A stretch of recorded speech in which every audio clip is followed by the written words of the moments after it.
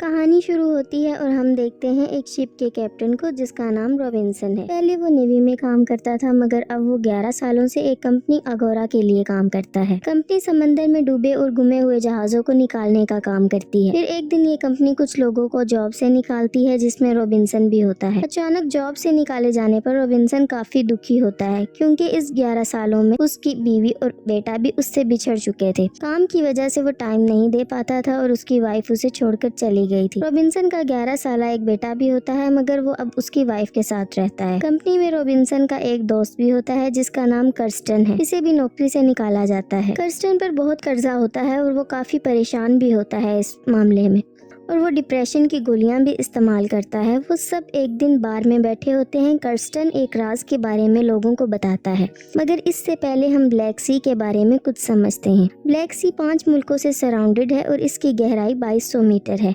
Kirsten इन्हें इस तलाश के बारे में बताता है जो अगोरा ने ब्लैक सी में की थी। 1941 में हिटलर की फौज नाअजीज मुकम्मल तौर पर तबाह हो चुकी थी। इस वक्त रूस जंग की लपेट में नहीं आया था, मगर रूस को डर था कि कहीं जर्मनी रूस पर हमला न कर दे, और इस बात का फायदा उठाते हुए हिटलर ने रूस से कर्जा मांग लिया, 2 टन सोना। इसकी कीमत का अंदाजा खुद लगा लें। हिटलर ने रूस से एक बोट ली और इसमें सोना भरा, मगर वो जहाज हिटलर तक नहीं पहुंचा, रास्ते में ही कहीं डूब गया या डुबाया गया। इस पर हिटलर ने रूस पर हमला कर दिया। इस 4 साला जंग में लाखों लोग मारे गए। इसके बाद एक ओशियानिक रिसर्चेज इंस्टीट्यूट ने एक यू बोट ढूंढ ली और दावा किया कि ये वही बोट है जिसमें स्टेलन ने सोना रखा था। अपनी इसी इंफॉर्मेशन को वो जॉर्जिया सरकार के पास ले गए और इन्हें इस यू बोट की लोकेशन दी। जॉर्जिया सरकार इस यू बोट को निकालने के लिए मान गए और 1 महीने बाद रूस और जॉर्जिया के दरमियान लड़ाई शुरू हो गई और सारी हदें पार होती चली गईं।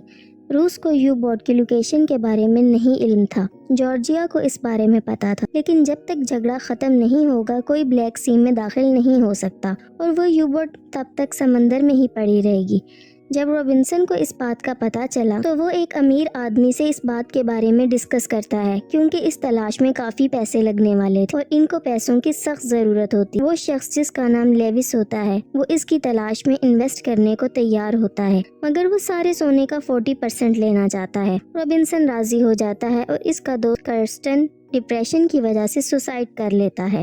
रॉबिन्सन को इस तलाश में पैसा लगाने वाला मिल जाता है। पहले वो एक सबमरीन खरीदता है जो पुराना होता है, मगर इसे खरीद लेता है। रॉबिन्सन के साथ एक रशियन दोस्त होता है जिसका नाम ब्लैकी होता है। वो दोनों प्लान बनाते हैं और इस तलाश के लिए वो 12 लोगों का ग्रुप बनाते हैं, जिसमें आधे रूसी और आधे अंग्रेज होते हैं। रॉबिन्सन ग्रुप में रूसी लोगों को इसलिए लेता है कि जो सबमरीन वो लेते हैं वो रशियन है और ब्लैक सी पर रशियन का ही कब्जा है, तो रशियन अपने आदमियों से बचने में मददगार साबित होंगे और इस सबमरीन को चलाने के लिए कम से कम 12 लोगों की जरूरत पड़ती है। रशियन टीम में कुछ सिलेक्टेड लोगों को लेते हैं जो इस काम में काफ़ी माहिर होते हैं। सोने की हिफाजत, इंजन की और कुकिंग के लिए कुछ लोगों को रखा जाता है। गोताखोरी के लिए उन्हें एक माहिर आदमी चाहिए होता है और वो एक पागल आदमी को रखते हैं जो कि गोताखोरी में बहुत माहिर होता है, जिसका नाम फ्रीजर है। टीम मुकम्मल होने और सबमरीन को लेने के बाद वो लोग समंदर की तरफ रवाना हो जाते हैं। जब रॉबिन्सन आखिरी दफा नीले आसमान की तरफ देखता है और सबमरीन का दरवाजा बंद करके इसे समंदर में ले जाते हैं, ग्रुप का हर एक आदमी अपनी पोस्ट संभाल लेता है और सोने की तलाश में निकल जाते हैं।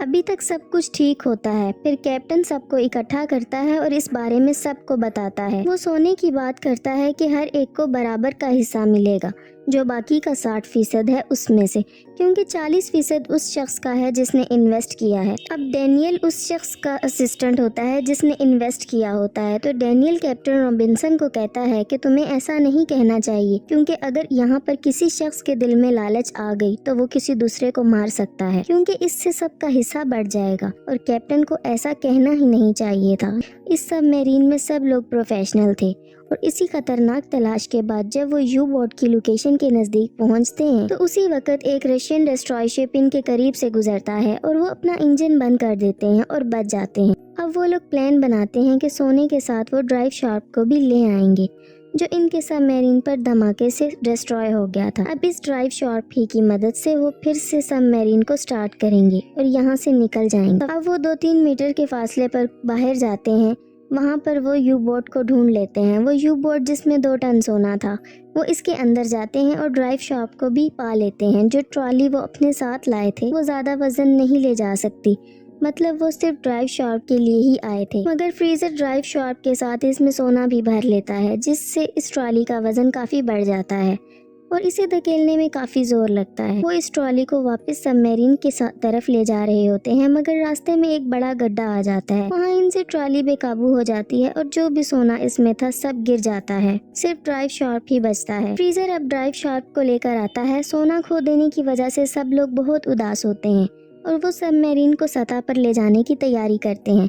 मगर यहाँ डैनियल लेविस का असिस्टेंट कैप्टन रॉबिन्सन को एक राज बताता है कि ये सब एक प्लान के तहत किया गया है। कोई अमीर शख्स लेविस है ही नहीं जिसने इसमें इन्वेस्ट किया।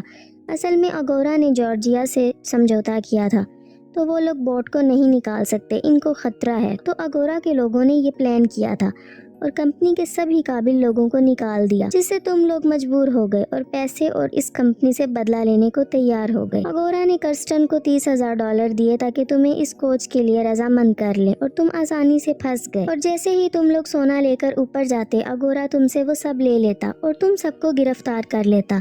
ये सब सुनकर रॉबिन्सन गुस्से से पागल हो जाता है कि कंपनी इतनी जालिम भी हो सकती है। अब जो सोना गिर गया वो तो वापस नहीं आ सकता। इसके अलावा और भी सोना था जिसको वो सबमरीन में लाते हैं, जो 3 टन है।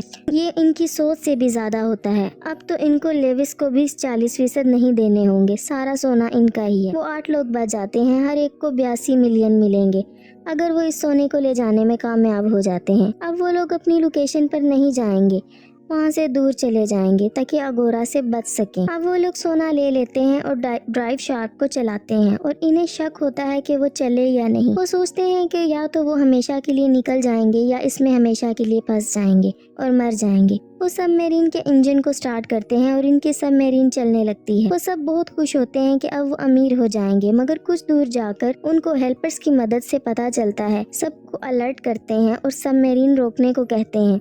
वो इसे रोकने की कोशिश करते हैं और मुश्किल से इसे रोकते हैं। मैप में कोई गड़बड़ हो जाती है और वो लोग चट्टानों में फंस जाते हैं। वो इन चट्टानों को पार कर सकते थे क्योंकि इनमें से वो 40 मिनट में से निकल सकते हैं। अब वो हेल्पर्स को बिठाते हैं और इसे चट्टानों से निकालने की कोशिश करते हैं। फिर अचानक किसी प्रॉब्लम की वजह से सबमरीन में ब्लास्ट होता है और सबमरीन समंदर में जा गिरती है और इसमें होल हो जाते हैं, जिससे इसमें पानी भरने लगता है। सब लोग पानी को रोकने की कोशिश करते हैं मगर वो कुछ नहीं कर पाते। इस हादसे में सब लोग मारे जाते हैं। रॉबिन्सन और उसके 2 साथी बचते हैं। रॉबिन्सन अपने साथियों को निकाल देता है मगर खुद नहीं बच पाता, क्योंकि इन दोनों को बचाने के लिए पीछे किसी एक का होना लाजमी होता है सबमरीन को कंट्रोल करने के लिए, और वो इसी समंदर में सबमरीन के साथ हमेशा हमेशा के लिए रह जाता है। ब्लैक सी की कहानी कैसी लगी ज़रूर बताइए।